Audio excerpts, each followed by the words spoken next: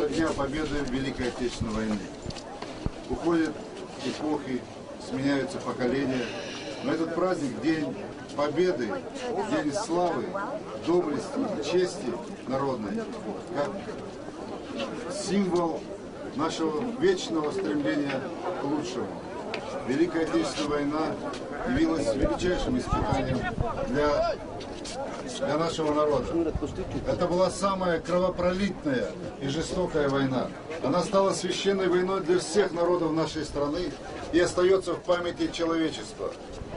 За эту победу была заплачена непомерно великая цена, свыше 27 миллионов человеческих жизней.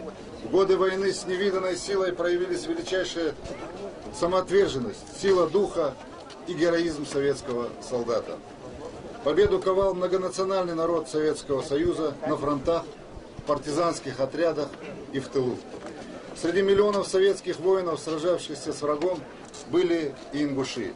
Более 11 тысяч человек, каждый седьмой житель республики стал в строй защитников Отечества. В памяти народной навсегда останется защита Брестской крепости, у стен которой навсегда остались сотни погибших ингушей.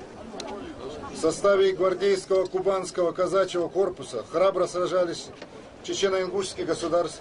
Гвардейский дивизион защищал Кавказ и защищал 317-я стрелковая чечено-ингушская дивизия. Ушел на фронт, сформированный из добровольцев, на средства населения 225-й чечено-ингушский кавалерийский полк. Вдумайтесь, на средства населения. Каждый хотел приблизить победу, нашу великую победу. И поэтому сегодня в нашей памяти, как самое всесильное человеческое, это память людская, память о тех тяжелых днях, о тех, кто отдал жизнь во имя сегодняшнего дня. Сыны и дочери Ингушетии сражались на всех фронтах, проявляя неизгибаемую волю. Они героически защищали Москву, Ленинград, участвовали в Сталинградской и Курской битвах, обороняли Кавказ, дошли с боями до Берлина. Бессмертные подвиги героев Руслана Гудантова, Шервани Костоева, Ахмеда Мальсагова, Мурата Аздоева и многих-многих других, всех тех, кто сегодня присутствует здесь.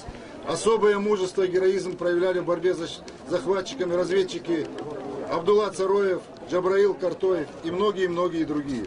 Сегодня, дорогие ветераны, мы в неоплатном долгу перед вашими боевыми товарищами, которых сегодня нет, которые не дожили до этих светлых дней. Мне сегодня очень приятно сказать, или доложить точнее, потому что ветеранам надо докладывать, что я сдержал слово, данное вам вот здесь ровно год назад, что все участники войны получат автомобили АК. Конечно, это не может решить всех наших проблем, но впредь все вопросы, все проблемы, которые будут возникать у ветеранов, мы будем решать.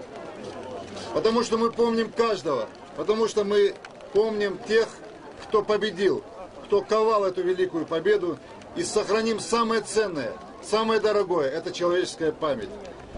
Я сердечно поздравляю всех с Днем Великой Победы. В этот праздничный день желаю всем вам, вашим близким, родным, мира, счастья, благополучия.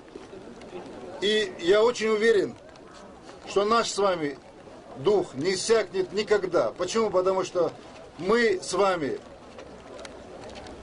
те граждане бывшего Советского Союза, граждане России, которые ковали эту великую победу. Благополучия, мира, согласия и добра всем.